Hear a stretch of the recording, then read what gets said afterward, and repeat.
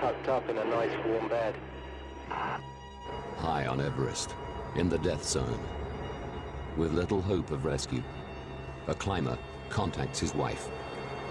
We're looking forward to looking after you when you get home. Because they will find you.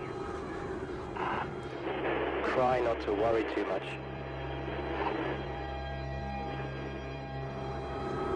Seven lives have already been lost in Mount Everest's deadliest storm.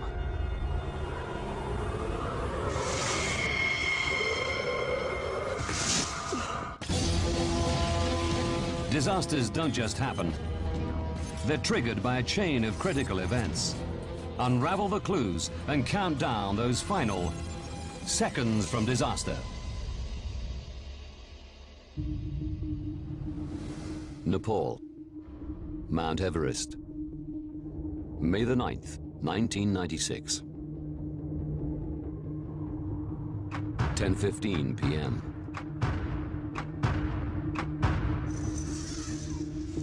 Climbers from 2 commercial expeditions prepare to leave Camp 4, the highest camp on the mountain. The teams have spent 4 weeks ascending from Everest Base Camp. From Camp 4, they will launch their final assault on the 8,850-meter peak. Neil Beidelman is a guide for the commercial climbing company Mountain Madness.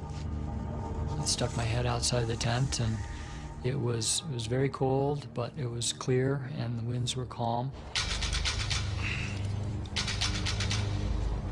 Just before midnight, we put our crampons on and I helped our clients get ready.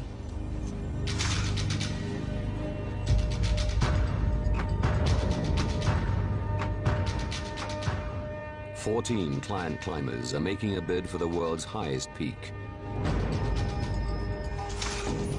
Led by 6 professional guides. Lou Kachishki is a client with another company, Adventure Consultants. All of your mental and physical strength is focused on your next step. Nothing else matters. It doesn't matter that you're dehydrated. It doesn't matter that you're malnourished. It doesn't matter that you're starved for oxygen. Sheer will is taking you to the summit.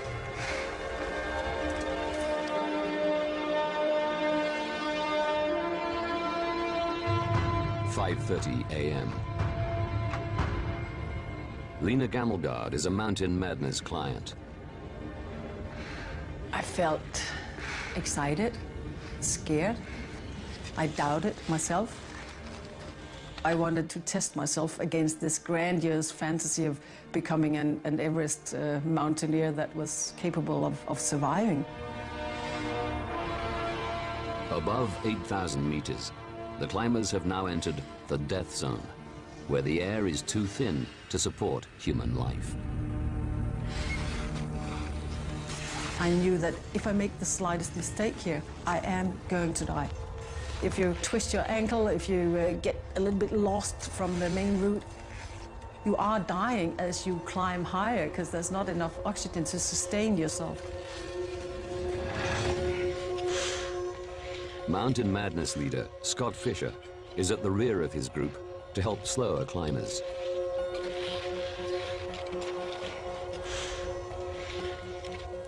Adventure Consultants leader Rob Hall adopts the same role for his team. Rob had climbed Everest 7 times before. He was an expert, and we were engaging him for his leadership. For the lead climbers, the ascent begins to get more technical.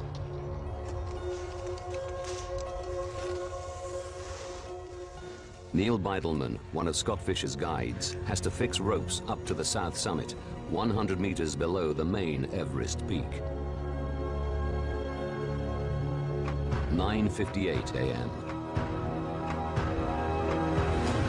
I fixed all the ropes that I had, and I arrived at the top of the south summit. It was then that I had a realization that the faster people might be able to make it to the top, but probably not everybody. The teams had planned to summit by 1 p.m. in order to descend before nightfall. But climbers waiting to use the ropes have begun bunching up. Speed is safety in the mountains. I was waiting and realizing that, oh, this is going to slow us down, this is going to slow us down, this is absolutely not good. Most of the climbers have now made it to the top of the south summit. Ahead of them is the Southeast Ridge and Hillary Step. Again, the trail needs fixing with ropes. But one of the Sherpas assigned this role hasn't reached the south summit. Guides Neil Beidelman and Anatoly Bukhriev need to make a decision. I looked at Anatoly and said, look, if anybody's going to summit today, we got to do this, and we got to do it right now. The two guides start fixing the ropes.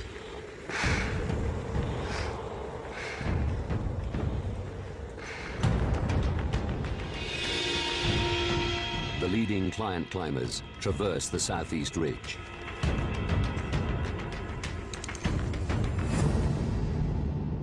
Below them, Lukashishke is still climbing the south summit.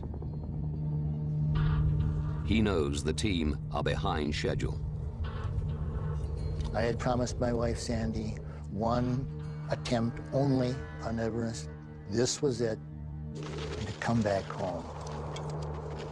Looking up, I see the people moving ahead. The only voice within me at that point was, they're going, I'm going. And I continued to move up.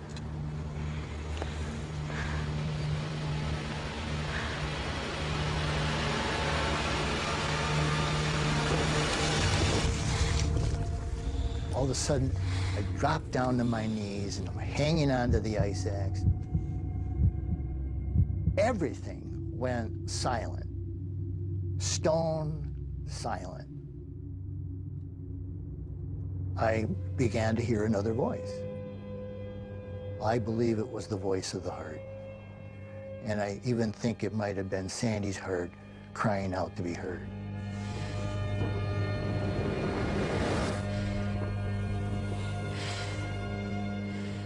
I looked up at the top because I wanted to visualize me standing on top of Everest.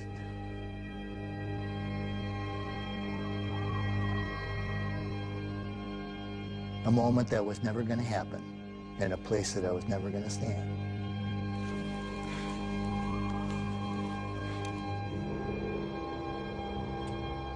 Lukashishke turns around and heads back to Camp 4. Above, Beidelman and Bukhriev reach the notorious Hillary Step, the only remaining obstacle between them and the summit. It's another section that needs roping. Bukhriev sets off first. He climbed to the top of the Hillary Step using some of the old ropes that were there and an ice axe. Climbers wait to ascend. The Hillary Step was a bottleneck. I was aware that we're so many people on the mountain, it is slowing us down.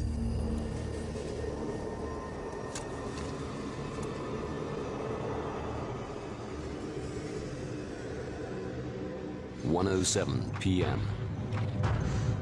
Above the Hillary Step, Bukhriev makes the short climb to the top of Everest.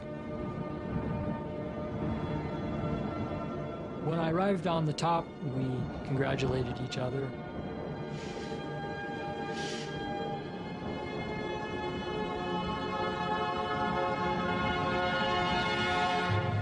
Part of their role is to get summiting clients moving down the mountain quickly. But an hour later, Bukhriev is starting to suffer. Banatoli came over to me and said that he was going to head down. And at first I was like, oh, I'd like to go down too. But there were still other clients that were not accounted for. 2:10 p.m. Whilst Mountain Madness leader Scott Fisher approaches the Hillary Step, adventure consultant leader Rob Hall summits. He radios base camp. It's cold and windy up here. If you don't hear from me again, it means everything's fine.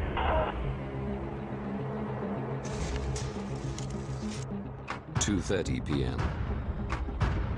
All the Mountain Madness clients reach the summit. But there's no sign of their leader, Scott Fisher.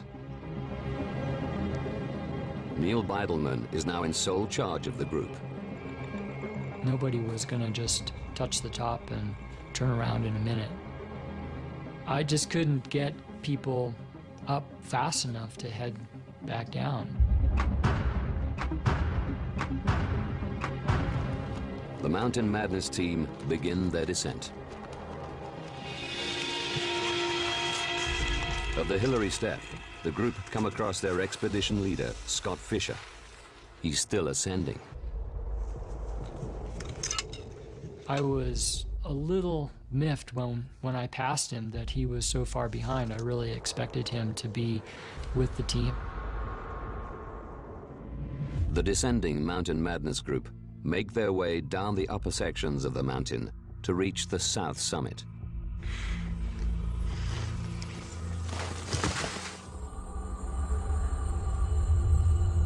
That's where I really, for the first time, had this sense of dread. Beidelman notices a marked change in the weather conditions below. I knew that we would be walking into, at minimum, a good squall. 16 hours into the climb, oxygen supplies are running low. Then, at the bottom of the south summit, one of the clients, Sandy Hill Pittman, collapses.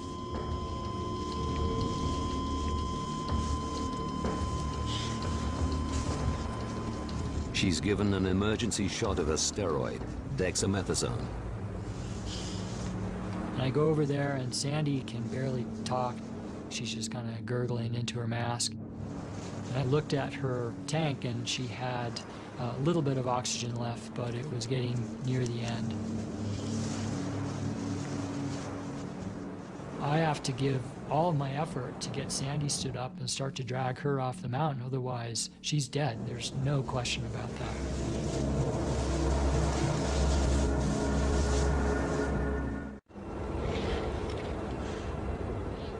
The summit. 3:40 p.m. Mountain Madness leader Scott Fisher finally makes it. His lead Sherpa is waiting for him. We made it. God, I'm tired. Get down the mountain, Scott.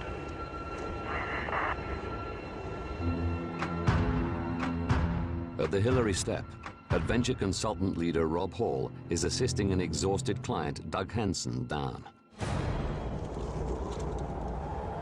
Mike Groom, one of the 6 guides, spots him. I look up to the Hillary Step, and I remember doing this to Rob, and he responded. So I thought, okay, everything's okay.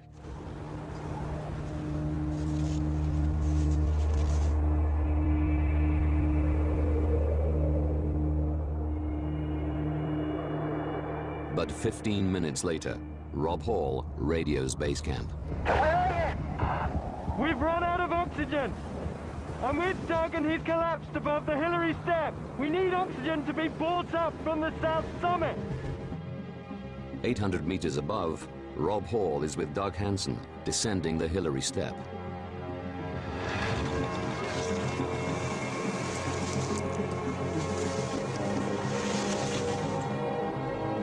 And Scott Fisher, with his head Sherpa, are struggling down to the south summit.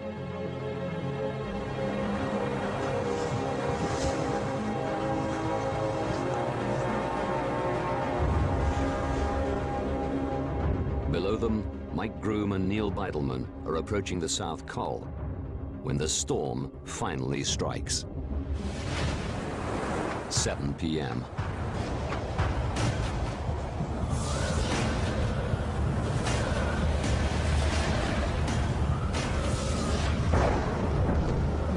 Winds are blowing fiercely.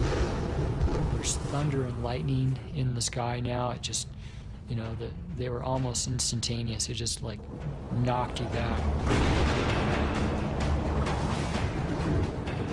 We're now really getting hammered by the wind and because of darkness and wind-driven snow and ice.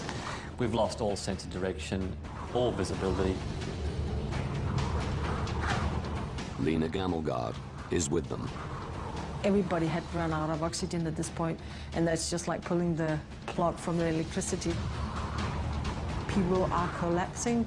None of us are capable of carrying those that have collapsed. Don't wander off! Keep following me!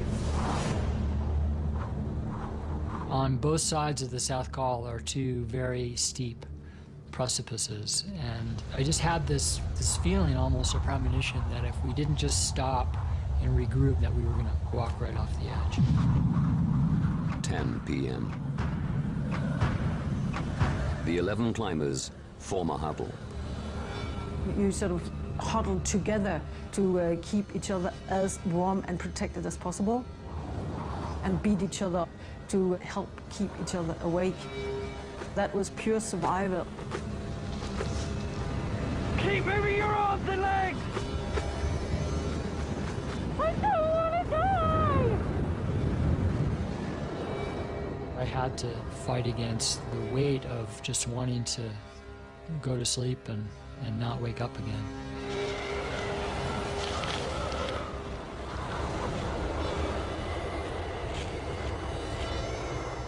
Then, for a brief moment, the clouds clear.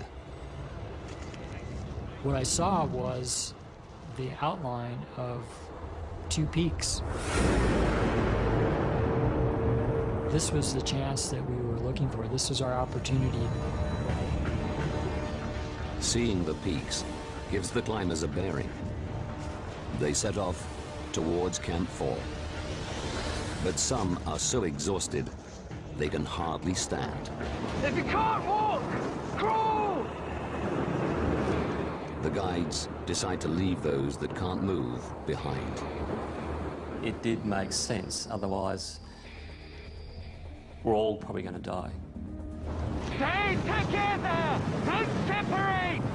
I'll go and get help and bring it back! Groom and Beidelman struggle on with the climbers who can walk. We were the only ones at this point that were able to move. 5 are left behind.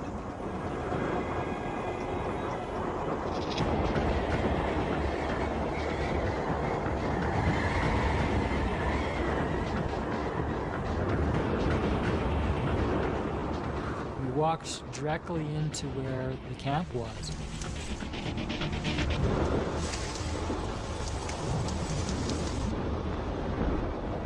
And the tent door opened and someone pulls me inside. And I recall them breaking ice off around my face and throwing a couple of sleeping bags over the top of me. And that's the last thing I remember. I was shaking so uncontrollably that it was clear that me going back out, I'd be another victim. Lena Gamelgard tells Anatoly Bukriev about the group they left behind. I explained to Anatoly, they're so close. You have to walk in that direction to find them.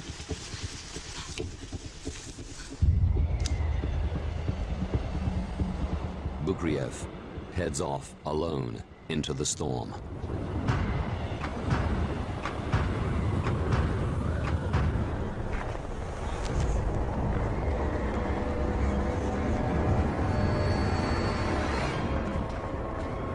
He guides a barely conscious team member back to Camp 4.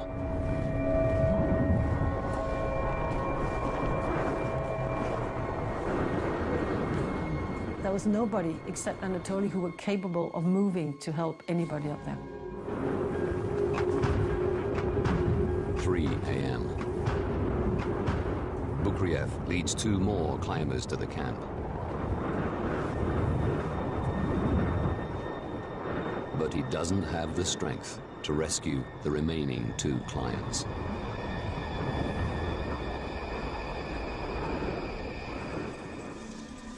And at that point, Anatoly collapsed. There was nothing more in him.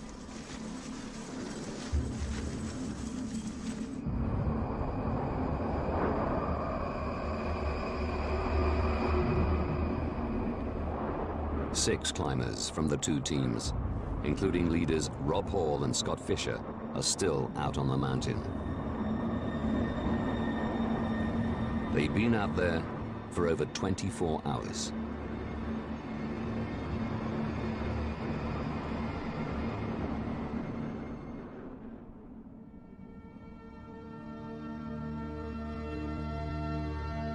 May the 11th, 1996. 365 meters above Camp 4, Sherpas try to rescue Scott Fisher. They found Scott barely breathing, not responding to anything, and felt that there was no way that they could get him back down.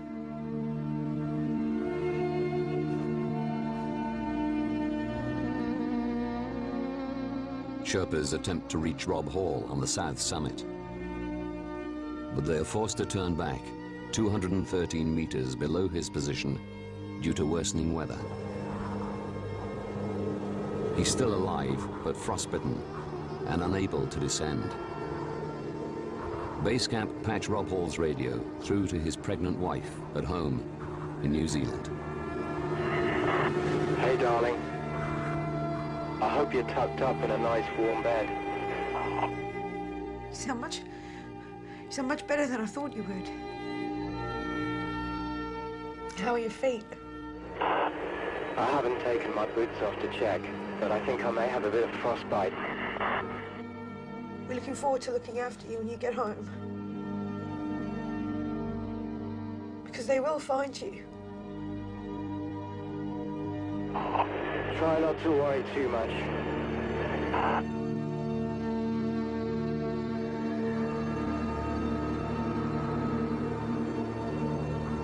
Rob Hall is never heard from again.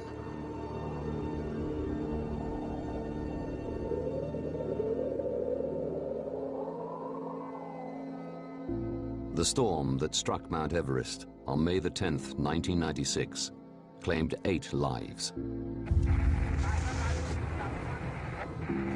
Adventure Consultants client Doug Hansen and guide Andy Harris died above the south summit. From the same team, Japanese climber Yasuko Namba died at the site of the huddle. Despite spending the entire night of the storm exposed on the South Col, client Beck Weathers survived. But he suffered severe frostbite that would cost him his right hand and nose.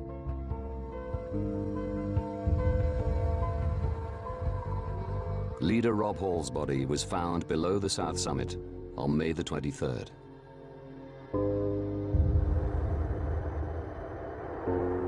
Scott Fisher, Mountain Madness team leader, finally died alone just above the South Col. 3 climbers from an expedition on the North Face also died that night. It was the worst single disaster in Mount Everest's history. As news of the tragedy traveled around the world, people wanted to know how so many climbers could die in a single day. Now, by rewinding the events and examining the evidence, we reveal why disaster was inevitable and how 2 leaders as experienced and able as Rob Hall and Scott Fisher could end up in such a death trap.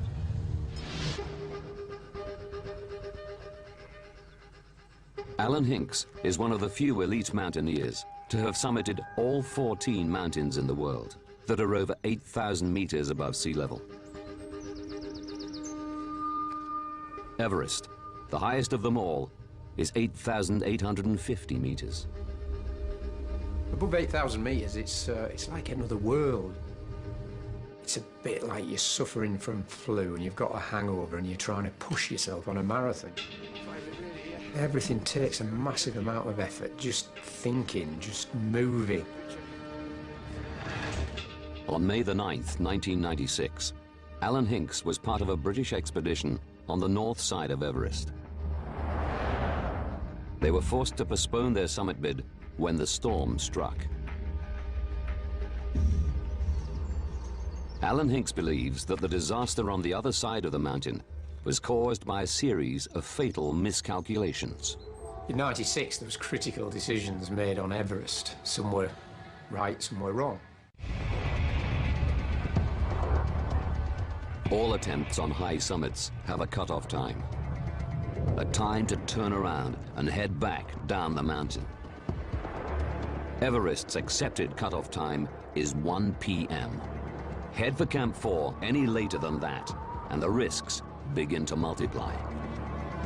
Turnaround times are important because you're going to get more exhausted and you're going to run out of bottled oxygen.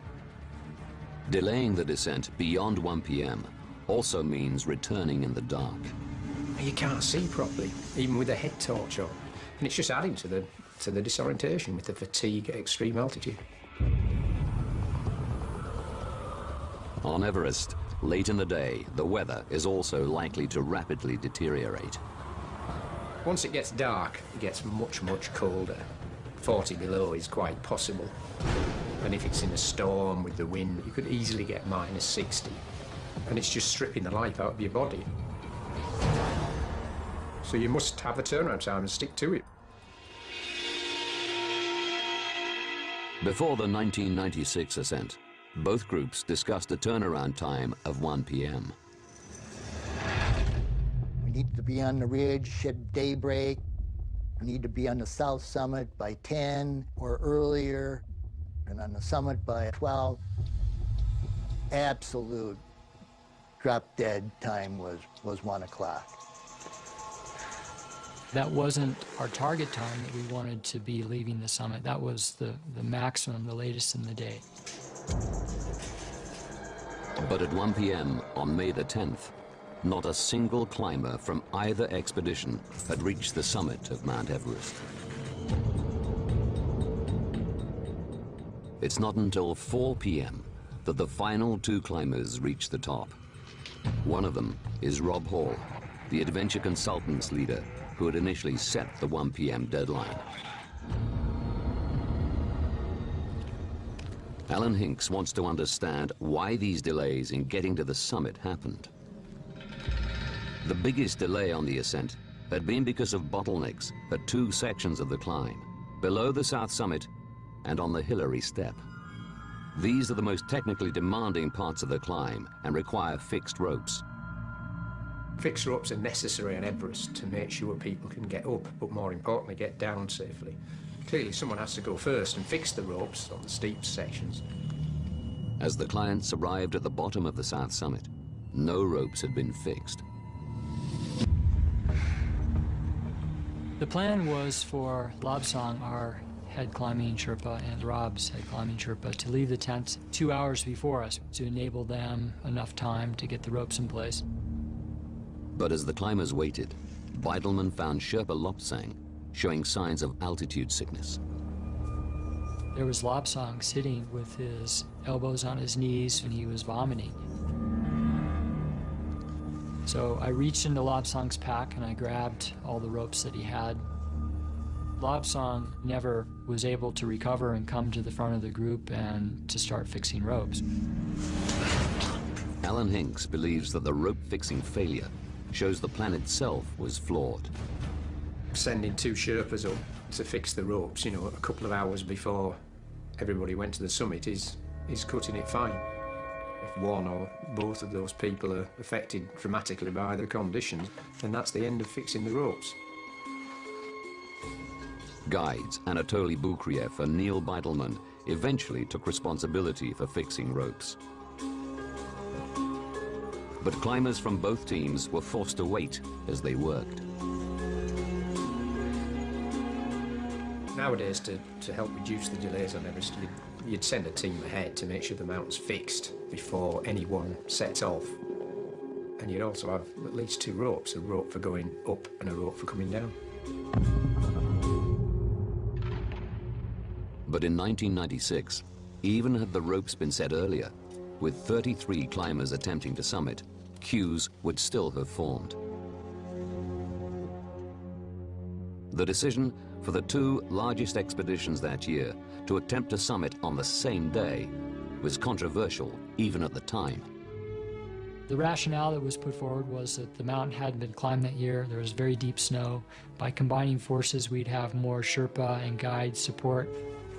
At one point, Rob said that, well, there would be some strength in numbers, but that didn't make any sense because more numbers means more complexity means more things can go wrong. 2 teams joining forces not only added to the delays, it also altered the stakes for both leaders. Although good friends, the 2 expedition leaders were in competition in the new game of commercial expeditions on Everest. There probably would have been a bit of pressure, rivalry between the 2 expeditions. I mean, that's only human nature. Adventure Consultants was set up by Rob Hall in 1992.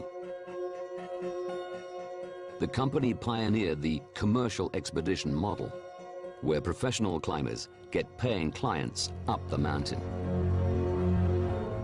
Want of a better word, Rob was the market leader on Everest. Everybody respected him. Scott Fisher was the new kid on the block, a charismatic, charming leader with movie star looks. 1996 was his first commercial attempt on Everest. Scott was always struggling for finances, so he was always thinking ahead and always thinking about what's going to create the funding for the next expedition.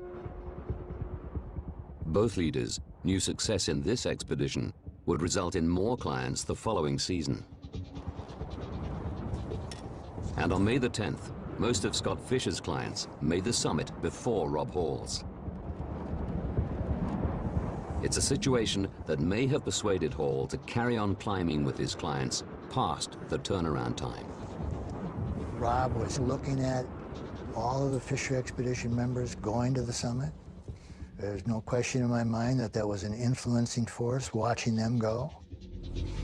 The responsibility for turning the clients around ultimately rested with Scott Fisher and Rob Hall. So why did such experienced climbers fail to make the important decisions that might have saved lives? One possible answer can be found in the deadly effects of high altitude. Dr. Jeremy Windsor has devoted his professional life to the study of the effects of altitude on the human body and mind.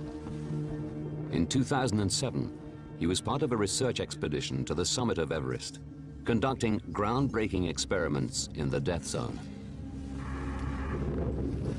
Everything that you encounter at 8,000 meters seems to be going against you. The oxygen is incredibly thin. There's just a third of the oxygen available at 8,000 meters than what you'd find at sea level. This is a place where the human body isn't designed to survive. Climbers suffer a rapid deterioration of bodily functions, a condition known as hypoxia. Retinas can hemorrhage. The heart rate increases, and arteries constrict. It also seriously impairs mental function. Whether it's your short-term or long-term memory, your concentration span, your ability to arrange shapes or to list numbers or spell words, any simple neurological test, they all come out as being impaired at altitude. They're just flickers of thoughts, half-finished words and vague ideas just floating through your mind. In the death zone, the decision-making capacity of all the climbers would have been severely diminished. But reports from the mountain suggest that Scott Fisher was suffering more than most. Scott was definitely not the Scott that I knew on that particular day. Throughout May the 10th, he'd repeatedly said he was sick and exhausted and was seen stumbling. This could be evidence that Scott was suffering from something more serious than hypoxia: high-altitude cerebral edema, or HACE.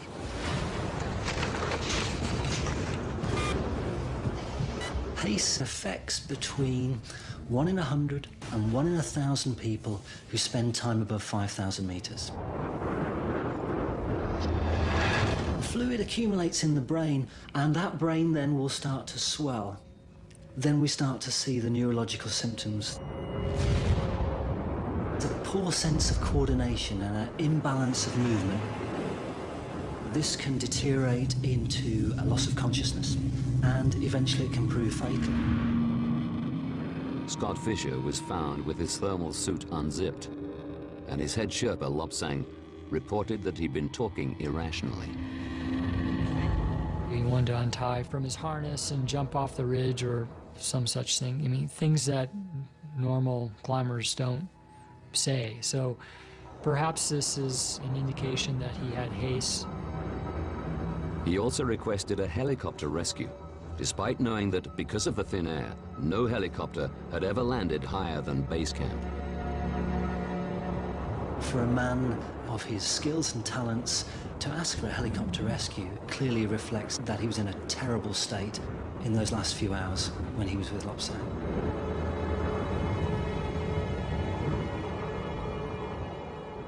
The shortage of oxygen in the atmosphere was to have another effect on perhaps the strongest climber summiting Everest that day. Anatoly Bukriev was a Russian climber from the old school.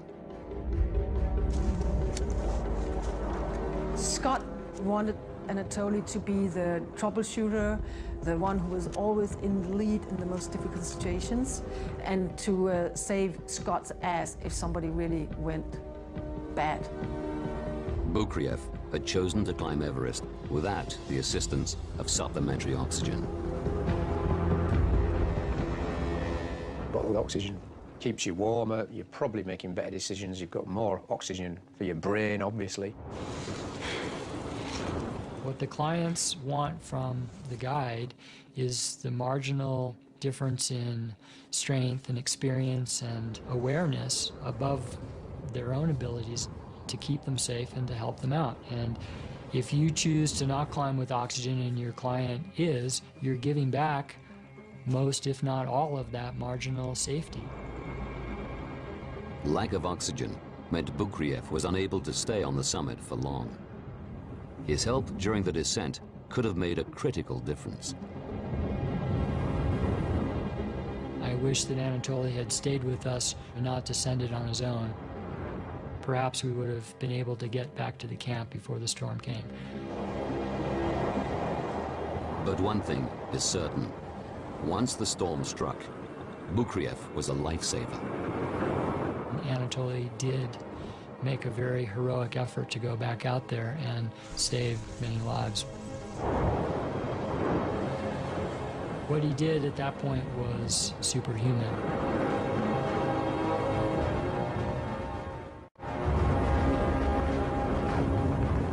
One of the most important messages that's come out of the disaster in '96 is that guides and Sherpas on the mountain must be wearing supplemental oxygen.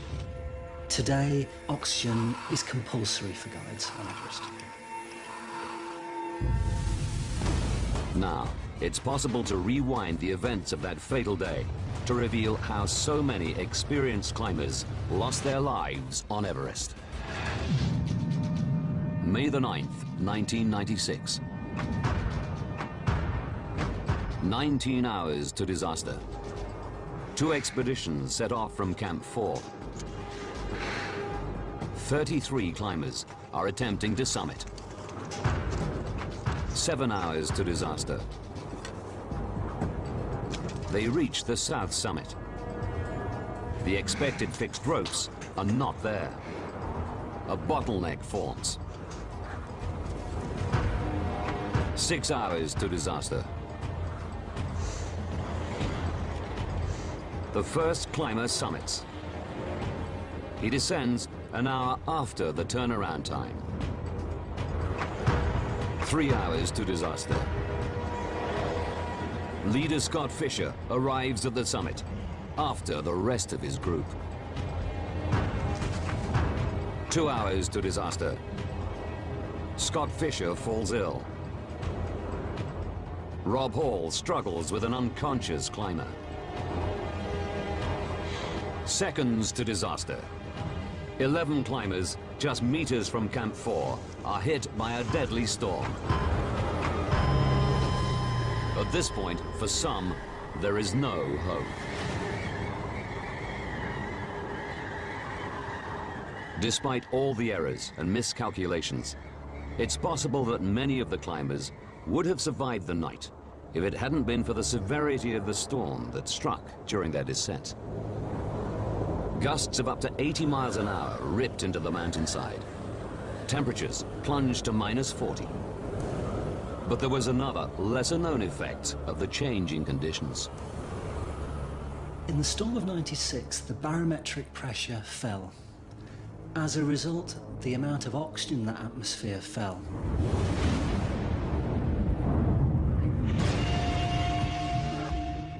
It's been calculated that the amount of oxygen in the atmosphere may have dropped by up to 14% as the storm swept in, at a time when they had all run out of supplementary oxygen.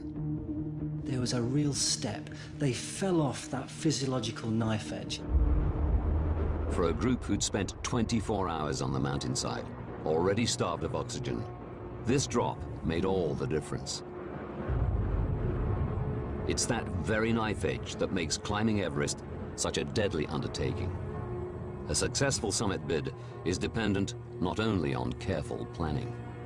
Whenever you climb Everest, you need that perfect weather window.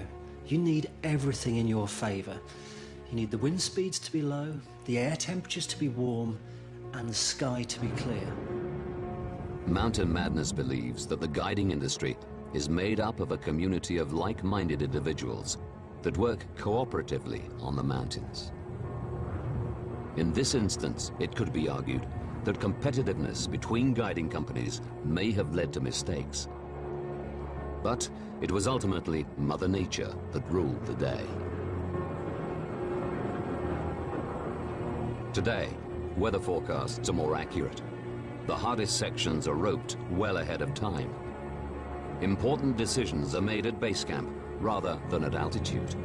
And guides must use oxygen. But dangers remain. I think there's kind of a misconception of that if we really analyze everything into the slightest detail, then people will stop dying on Everest. Dream on. It's never going to be risk-free, climbing Everest. If you want to be safe, don't climb mountains. Don't go in the first place.